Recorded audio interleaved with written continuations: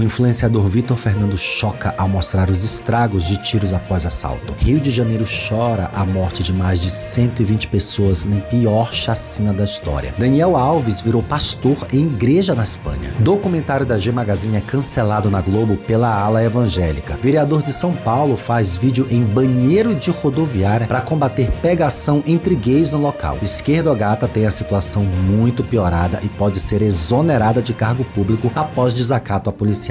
Essas e outras no nosso Rolinho de Notícias agora no ar.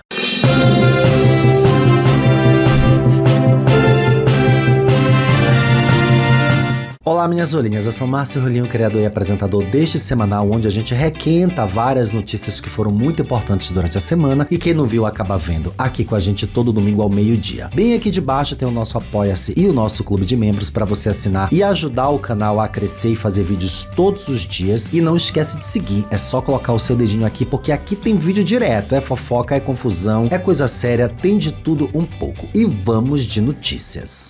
Chacina. A gente abre aí a edição com a notícia da chacina no Rio de Janeiro, que ocorreu nessa terça-feira, agora no dia 28. Essa foi a operação policial mais letal da história do país, segundo a BBC News Brasil. Pelo menos 121 pessoas morreram e 113 foram presas nessa terça-feira, segundo os números oficiais, durante uma mega operação das polícias civil e militar no Rio de Janeiro. Uma operação feita contra a facção Comando Vermelho nos complexos do Alemão e da Penha, ali na capital fluminense. Desde a madrugada de 29, moradores do Complexo da Penha levaram pelo menos 55 corpos para a Praça São Lucas, na estrada José Rucas, uma das principais da região. Segundo a Polícia Civil do Rio de Janeiro, o balanço apresentado já inclui esses corpos. Ainda de acordo com o órgão, 4 policiais estão entre os 121 mortos. Todos os demais, 117 pessoas, seriam narcoterroristas, segundo o delegado Felipe Cury, secretário da Polícia Civil do Rio. Mas a gente já tem informação que pelo menos 55 pessoas mortas nessa chacina não tinham passagem pela polícia nem ligação nenhuma com o tráfico. O governador do Rio de Janeiro, o Cláudio Castro, que é do PL, tem defendido a mega operação que, a princípio, deveria realizar 180 mandados de prisão e não sentenças de morte. Segundo ele, a ação foi planejada ao longo de 6 meses, com o resultado de mais de 1 ano de investigações e contou com o aval do Poder Judiciário e foi acompanhada pelo Ministério Público do Estado, disse o governador. Chacina é morte ilegal. O que fizemos ontem foi a ação legítima do Estado para cumprimento de mandados de apreensão e prisão. A operação provocou críticas, tá? Muitos movimentos de direitos humanos se manifestaram e classificaram a ação do Rio como uma chacina e questionaram a sua eficácia como polícia e política de segurança. O grande número de mortos também foi criticado pelo Alto Comissariado dos Direitos Humanos das Nações Unidas, que disse estar horrorizado com a operação nas favelas. Essa operação contou com um efetivo de 2.500 policiais e é a maior realizada no estado nos últimos 15 anos. Os confrontos e as ações de retaliação de criminosos geraram pânico em toda a cidade, com intenso tiroteio fechando as principais vias, escolas, comércios e postos de saúde. Vale lembrar, e aqui vai a minha opinião enquanto comunicador, que essa é uma guerra entre bandidos, e entenda-se bandidos como traficantes, chefes de comando de facções, milícia, polícia e governo do estado. Bandidos. Lembremos também que a maior apreensão de fuzis no estado do Rio de Janeiro não foram esses 93 fuzis apreendidos aí nessa operação dessa semana, mas sim os 117 fuzis apreendidos na casa do vizinho e amigo de Jair Bolsonaro no condomínio Vivendas da Barra, onde vocês podem ver nessa foto aí. Segundo o deputado estadual do Paraná, Renato Freitas, o governador Cláudio Castro tem sangue nas mãos e é o principal responsável pelo assassinato de mais de 130 pessoas executadas na favela do Alemão e da Penha no Rio de Janeiro, aí nessa chacina. No Brasil, não existe pena de morte, não importa de quem seja. A categoria bandido, suspeito, não inocente apenas serve para justificar execução sumária extrajudicial, ou seja, ser preso. Ninguém deve ser morto em circunstâncias deliberadas e não específicas para cometer crime, porque nós não temos pena de morte. Toda a minha solidariedade às famílias dos civis mortos nessa chacina e também às famílias dos policiais mortos na operação e ao povo do Rio de Janeiro. Padre pega no pincel. Pois é, temos aí uma sequência de notícia de padre. Um padre da paróquia de São José de Toledo, de Minas Gerais, foi afastado de suas funções religiosas agora essa semana, após a abertura de um inquérito policial que apura uma denúncia de importunação sexual. Vamos ao contexto. Segundo o portal Folha Regional de Minas Gerais, que noticiou o caso agora no dia 23, foi registrado por um pintor um boletim de ocorrência que afirma ter sido vítima do religioso durante um serviço prestado à igreja no ano de 2020, há 5 anos atrás. De acordo com o boletim, o homem relatou que realizava a pintura do salão paroquial quando o padre Flávio Sobreiro da Costa teria se aproximado e tocado em suas partes íntimas. Após o episódio, o pintor decidiu interromper os serviços prestados à paróquia. O denunciante afirmou ainda que o sacerdote já havia enviado mensagens anteriores nas quais o convidava para consumir bebida alcoólica, beber na sua casa, um convite que ele nunca aceitou. Em depoimento, o pintor explicou que decidiu formalizar a denúncia apenas recentemente, 5 anos depois, após ouvir comentários na cidade envolvendo o nome do padre e possíveis outras vítimas. Até o momento, a Polícia Civil informou que o inquérito se concentra apenas nesse caso relatado e não se tem notícia de outras vítimas que tenham denunciado. Em nota oficial, a Arquidiocese de Pouso Alegre comunicou que, assim que tiver conhecimento das denúncias, afastará o padre de todas as suas funções por tempo indeterminado e nomeará um novo administrador para a paróquia de São José. A instituição também informou que instaurou um processo interno de apuração para avaliar a conduta do religioso. Continuando a situação dos padres, vítimas da fé. Quase 4.400 pessoas foram vítimas de abuso sexual cometido por padres na Itália em casos relatados desde 2020, segundo um levantamento divulgado agora, nessa sexta-feira, pela associação Het Le Abuse, a maior do grupo das vítimas de violência religiosas no país. O relatório, que a agência Reuters teve acesso, foi divulgado dias depois de o Papa Leão XIV se reunir pela primeira vez com vítimas de abusos sexuais cometidos pelo clero. O relatório aponta 1.250 casos suspeitos de abusos, muitos envolvendo múltiplas vítimas. Mais de 1.100 padres estão entre os acusados, além de freiras, professores de religião, voluntários e educadores ligados à igreja. No total, são 4.625 vítimas identificadas, dos quais 4.395 teriam sido abusadas por sacerdotes.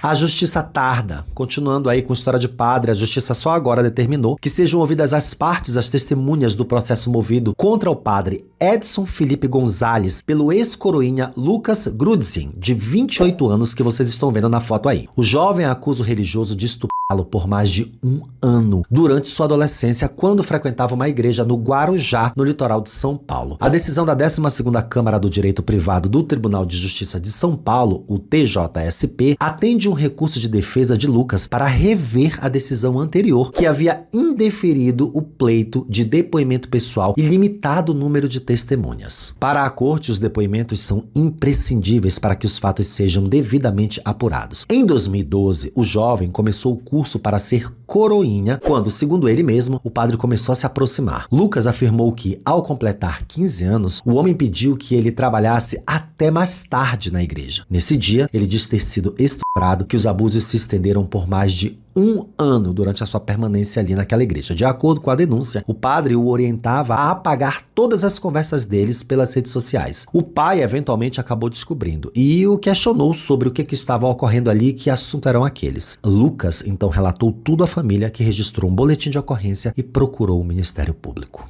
Nem sempre um pastor. Um pastor foi preso pela Polícia Civil do Distrito Federal, a PCDF, nessa terça-feira, agora no dia 28, por estuprar e torturar suas filhas e enteadas menores de idade. Ele pregava a fé em uma igreja em Santo Antônio do Descoberto. Segundo o portal Metrópolis, os crimes ocorreram na residência da família de Recanto das Emas, entre os anos de 2010 e 2018, quando, na época, as vítimas variavam a idade entre 6 a 7 anos. Ao saber que seria preso, o pastor ainda tentou tirar sua própria vida enquanto ele estava trabalhando, mas ele acabou sendo segurado ali e socorrido pelos colegas, encaminhado à UPA de São Sebastião, e ali mesmo foi realizada sua prisão. Assistam a chegada dele na delegacia.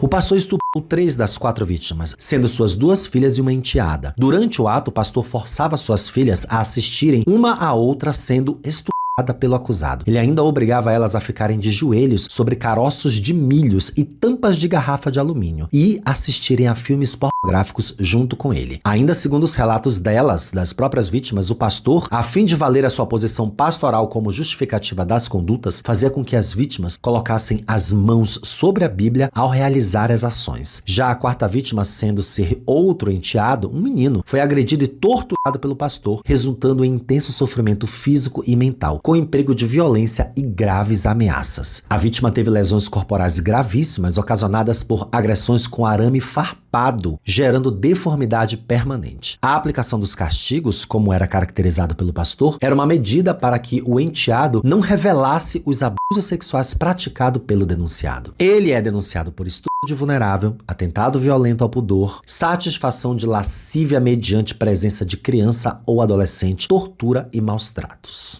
Padre de outro mundo. Agora a gente tem uma de padre que dessa vez não estuprou ninguém, mas se um ET chegar perto dele, vai que. O astrônomo Richard Anthony de Souza, nomeado pelo Papa Leão XIV como diretor da Specola Vaticana, um dos mais antigos observatórios astronômicos e centro de pesquisa científica do mundo, afirmou que sim, acolheria alienígenas na Igreja Católica e até faria o batismo deles. Richard disse em entrevista ao The Telegraph que ponderou sobre o livro escrito por Guy Consolmano, que era o seu antecessor, como título Você batizaria um extraterrestre? E também outras perguntas da caixa de entrada dos astrônomos no Observatório do Vaticano. Disse o padre: sim, a teologia teria que se reinventar e levar em consideração esses outros seres. Todos eles são parte da criação de Deus, seriam filhos de Deus. O padre astrônomo ainda ponderou que o primeiro problema seria resolver a proximidade física aí com os ETs. Disse ele: acreditamos que o batismo deve ser presencial. A questão seria como alcançá-los ou como eles nos alcançariam. Esses são os problemas práticos a resolver antes mesmo de falarmos sobre o batismo. Que problemão, né, padre? Impressionante. Natural de Goa, na Índia, o homem de 47 anos foi criado em uma família cristã. Ele é doutor pelo Instituto Max Planck de Munique e tem estudos aí realizados na Universidade de Michigan, nos Estados Unidos. Richard Anthony de Souza foi nomeado pelo Papa Leão em julho deste ano. Ele só tomou posse no dia 19 de setembro. Não deve durar muito, né? Porque parece que no Vaticano tem um sanatório secreto para padres. Se não tiver, vai ter que providenciar.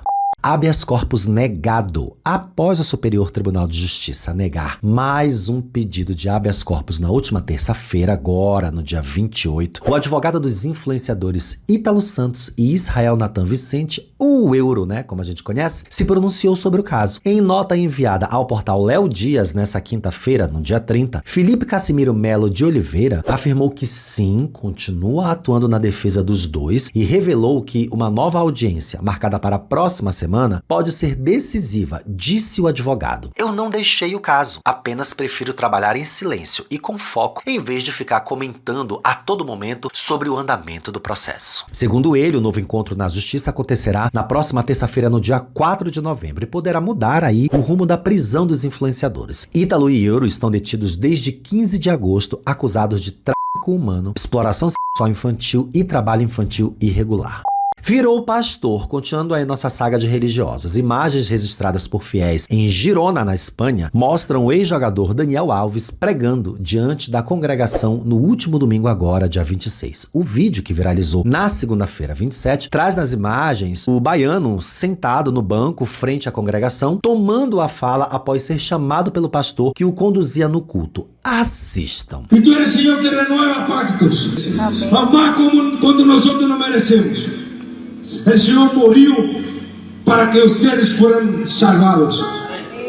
Y este fue el amor que yo he sentido ahí dentro. Entonces, Señor, manifiesta tu amor en mí. Y el Señor me dice, sígueme y yo cuidaré. porque lo mío ya está hecho, pero el tuyo ahí es contigo. Em seguida, Daniel Alves cita o pastor, que é negro, como um mensageiro de Deus e diz que ele foi responsável por levá-lo à igreja e fala de racismo em tom de humor. Disse ele: "Quando ele veio falar comigo, eu disse, eu não gosto de negro, mas era em tom de brincadeira. Depois eu mesmo disse, sim, eu gosto de negro." Daniel Alves foi absolvido da condenação por estupro em março deste ano, depois de um longo tempo na prisão. No início de outubro, a modelo espanhola Joana Sanz, esposa dele, anunciou o nascimento do filho do casal. Os dois seguem morando no país. É sempre assim, né? Não importa se você estuprou, matou, esquartejou, se você cheirou cocaína. Se você virar pastor, tá tudo bem. Escravo sexual. Tá pesado hoje, né, gente? Um homem mantido como escravo sexual por cerca de 1 ano foi liberto após a prisão de um suspeito em integrar um esquema de tráfico internacional em Goiânia. Olha que loucura. O flagrante decorrente de denúncias anônimas ocorreu nessa terça-feira agora, no dia 28. Segundo o delegado, que é o Carlos Alfama, titular da Delegacia Estadual de Repressão a Narcóticos, o DENARC, os investigadores encontraram a vítima trancada em um quarto com marcas de agressão e sinais de desnutrição. Em um vídeo obtido pelo Mais Goiás com exclusividade, mostra aí o usuário de drogas raptado, revelando parte da sua rotina em cárcere privado. Assistam. Repete isso aí pra mim, que eu não tô acreditando que você tá contando, cara. Ele sai pra trabalhar 8 horas da manhã, trancou dentro do quarto, deixa água lá, comida e só chega às 7 horas da noite. Aí é a hora que ele me destranca dentro do quarto. E como que você faz as necessidades? Rapaz, não faz, espera até a hora que ele chegar. Já mijando na bacia, né? Coloca a bacia com água lá. Rapaz. Todas essas agressões aí ele que fez com você. Foi. Você tá com os 2 olhos roxos, Tô. pescoço. Os braços machucados? Sim. Mas agora você tá livre dessa aí, Graças viu? a Deus.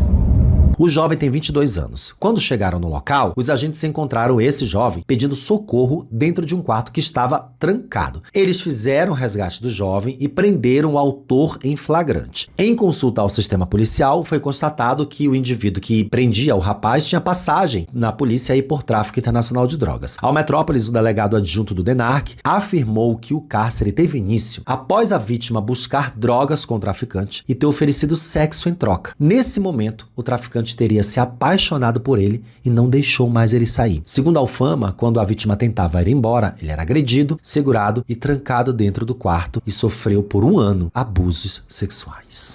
Direitos autorais. A coluna da Fábia Oliveira descobriu que a Sony Music apresentou em setembro a sua contestação na ação movida pelo cantor Leonardo. O cantor processou a empresa por exploração indevida de suas músicas nas plataformas de streaming. Olha que loucura. O pai do Zé Felipe acusou a Sony de estar explorando seu material em mídias que não existiam quando um contrato de 1998 foi assinado. O sertanejo afirmou não receber os valores que a empresa ganha com o catálogo disponível online e pediu uma liminar para impedir que a gravadora explore o seu catálogo aí nos streams, além da transferência de todas as informações de metadados e a base de dados de suas faixas em uma agregadora a ser indicada por ele. Ou seja, ele quer que suas músicas saiam num streaming em que ele possa ganhar o seu dinheiro. Em sua defesa, a gravadora acusou o sertanejo de mover uma ação recheada de mentiras e voltada maquiavelicamente a usurpar seus direitos e ludibriar o judiciário. Categoricamente, e dando continuidade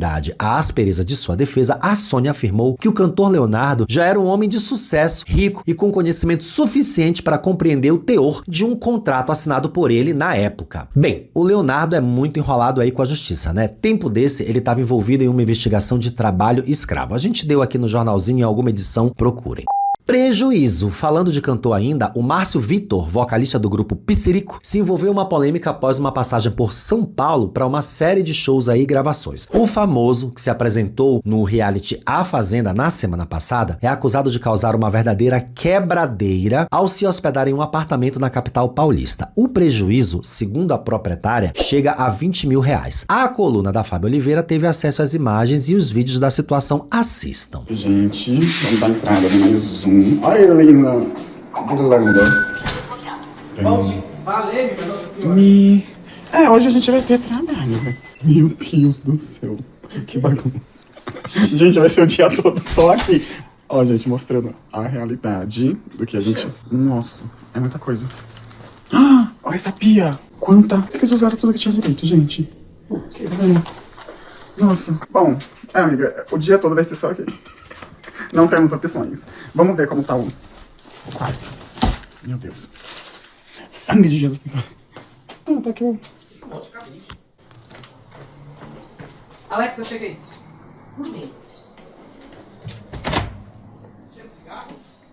Nossa, tem muita xícara aqui. Nossa, fumado no banheiro, porque o banheiro tá bem... Outro cigarro. Tudo fedendo cigarro. E é isso, gente. Vamos começar aqui, organizar, limpar. Dá pra nada. Meu Deus. Pra vocês. Parece que passou um furacão aqui. Deixa eu ver se eles colocaram... Utilizaram aqui ainda. Ai, gente. Bom dia, então, gente. Vamos lá. Gente, aqui no quarto tá muita bagunça também. Eles jogaram... Oh, aqui, ó, bebida. Hoje vai dar muito trabalho mesmo. Aqui eles tinham jogado tudo pra cá. Gente, é bagunça demais. Ah, falar nisso. Ó. Vou mostrar aqui que o triturador de alimentos não tá funcionando. Ó. Ó, tá vendo? Bem, no vídeo eu não vi nada quebrado, eu só vi tudo muito sujo e desarrumado e bem usado. De acordo com a denúncia, Márcio Vitor e ao menos um assessor fecharam uma acomodação na região da República, em São Paulo, bem ali no centro, por meio de uma plataforma de hospedagem. O cantor tinha uma série de eventos profissionais aí na cidade, com shows e gravações. Parece que ela vai cobrar judicialmente. O E-Pink cancelada. Eita, a defesa da influenciadora Virgínia Fonseca, que está proibida de realizar lives até comprovar que tem estoque suficiente de produtos da marca. O E-Pink recorreu da proibição da Justiça de Goiás. A gata vende muito, né? Não tem para entregar. Segundo o pedido, após a divulgação da liminar que a impediu de realizar as suas transmissões ao vivo, houve um aumento dos cancelamentos das compras, uma histeria generalizada. A defesa alega dano grave, já que a publicação midiática da liminar causou uma verdadeira histeria, né? Pois em agosto de 2025, já desse ano, registraram-se 8.862 pedidos em torno do mês. Já entre 10 e 21 de outubro, apenas 11 dias foram computadas mais de 6 mil cancelamentos, que é um volume correspondente a 68% do total em agosto. Isso tudo em pouco mais de uma semana. Mantido esse ritmo, o mês completo alcançaria 17 mil cancelamentos, quase o dobro do observado em agosto, alegam aí os advogados. Apesar do apelo, o juiz negou o pedido. Em decisão publicada agora nessa quinta-feira, no dia 30, o magistrado entendeu que o número de reclamações da marca não pode ser desprezado, disse ele. Segundo os dados apresentados pela própria defesa da Virgínia, nos últimos 6 meses foram registrados mais de 32 mil reclamações em todo o território nacional, o que representa uma média mensal de 5.400 reclamações em uma média diária de 180 reclamações. Ao contrário do que eles alegam, ao menos em uma análise rápida do agravo, referido o número de consumidores lesados em apenas 6 meses, não pode ser considerado desprezível. Ao contrário, conferem densidade às alegações de práticas abusivas em convincente desrespeitos às normas protetivas do Código de Defesa do Consumidor. Muito bem, né? Parece que a Virgínia foi de base. Cabelo sujo. O cabeleireiro Diego Bezerra Ernesto, de 38 anos, foi condenado por injúria racial, discriminação e preconceito de raça ou de cor após mandar áudios a um colega de trabalho em que diz que não contrata gordo, petista, preto, feminista e viado. Esse caso aconteceu em 2023 e irritou na internet. Segundo a denúncia do Ministério Público de São Paulo, um homem que sublocava uma cadeira dentro do salão de beleza do Diego, localizado em Perdizes, na zona oeste de São Paulo, ali bairro Nobre, procurou a polícia para mostrar os áudios. Esse diálogo aconteceu após o denunciante chamar uma profissional para fazer um teste no salão do Diego. No dia seguinte, no entanto, a mulher disse que não iria trabalhar ali naquele local sem explicar o motivo. Quando o homem, que é negro, relatou o acontecido para o Diego Bezerra, o dono do salão, isso tudo pelo WhatsApp, tá? Ele respondeu com alguns áudios. Vamos ouvir para relembrar. Cara, eu coloquei uma regra para mim. Eu não contrato gordo, eu não contrato petista e eu não contrato preto. Você tá entendendo? Mas, no caso do preto, por quê? Porque alguns se fazem de vítimas da sociedade. No caso ali, a mulher tem 2 coisas, mano. Gordo e preta. Ela não cuida nem do próprio corpo, mano. Entendeu? Como é que vai ter responsabilidade na vida? Não tem, entendeu? A partir do dia que o Rodrigo virou pra mim e falou assim, você está me escravizando, tô cansado de ser escravo. Ele é tipo moreno, entendeu? E eu já tive um outro auxiliar também, negro, e tive problema. Então, ó, não me interprete mal, mas, mano, essa é a minha linha de raciocínio hoje. Mano, às vezes essas minas que usam cabelo curto é feminista. A gente não sabe, mano. Eu não sei. Não tô generalizando, falando que todas são. Mas tem uma grande probabilidade de ser feminista. Feminista é o saco, mano. Você não pode falar nada. Esqueci de falar, mano. Não contrato mais viado, velho. Principalmente viado, mano. Viado, mas nem fudendo, não contrata mais. Só se a pessoa estiver mentindo, tá ligado? Diego foi condenado a pagar uma indenização de 15 mil reais à profissional ofendida e uma reparação de 15 mil a um fundo público por danos morais e coletivos. Também recebeu uma pena de 2 anos e 4 meses e 24 dias de reclusão. Se ferrou. A punição foi substituída aí pela prestação de serviços comunitários, né? E o pagamento de salário mínimo a uma instituição social. Porque para ser preso a pena tem que ser maior de 8 anos. Agora imagina uma Hello Kitty dessas.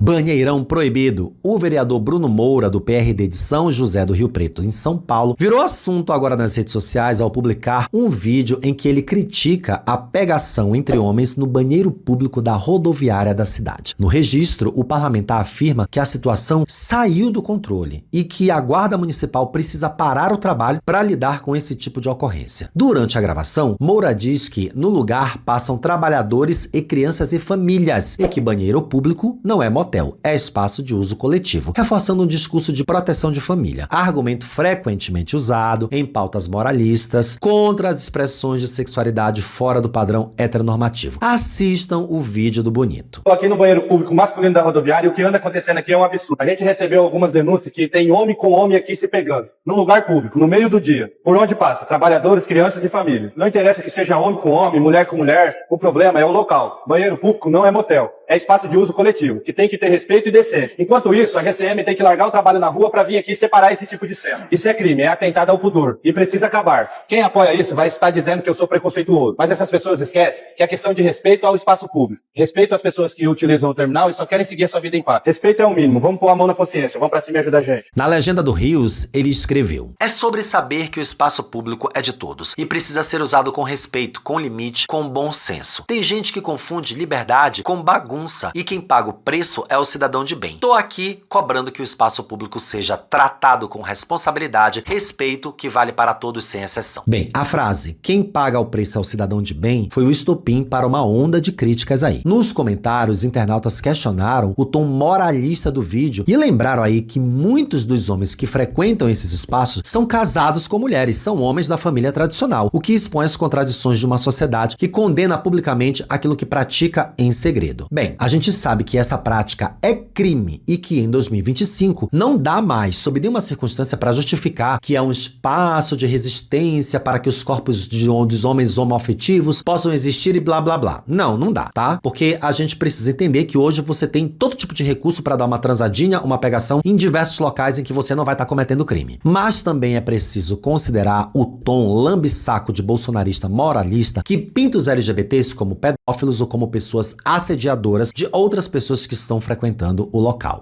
Último Ensaio, um projeto da Globo que prometia revisitar a história da G Magazine, a revista masculina que marcou os anos de 1990 e os anos 2000, foi cancelado antes mesmo de ver a luz do dia. Segundo informações divulgadas agora, nessa quinta-feira, no dia 30, pela colunista Carla Bittencourt, o documentário estava sendo desenvolvido para o Globoplay e já tinha um custo estimado de cerca de 3 milhões de reais. Ainda assim, acabou arquivado após interferências internas e pedidos de cortes dentro da própria emissora. Segundo Manuel Belmar, principal executivo da plataforma, a decisão do cancelamento veio porque não se achou uma história interessante para contar. Não se achou história interessante em todo o projeto da G Magazine, que foi um marco na história das revistas de banca de revista. Enfim, nos bastidores, porém, o que se comenta é que o material enfrentou resistência e censura interna, especialmente por exibir elementos considerados excessivos por setores mais conservadores do canal, da Rede Globo, como a representação da nudez masculina, que era uma parte fundamental da identidade da revista, o que é risível, visto que a emissora está há quase 60 anos mostrando mulheres nuas na TV. E o doc não mostraria nenhum homem nu, tá? Mas contaria as suas histórias e traria depoimentos. Eu mesmo, Márcio Rolim, fui contatado por um produtor para liberar um trecho de um vídeo meu sobre a G Magazine postado aqui no meu canal. Eu ia estar na Globoplay, mas o projeto miou. Que pena, talvez eu tenha sido o pé frio. Muito além das capas polêmicas e o nu somente pela nudez, a G Magazine abriu um espaço espaço para o público gay na mídia brasileira, desafiando todos os padrões e debatendo aí a visibilidade, a liberdade sexual, quando quase ninguém ousava tocar nesse assunto na época. Hoje, a direção da Rede Globo é evangélica e o que se sabe é que muitos projetos são vetados por conta dessa direção.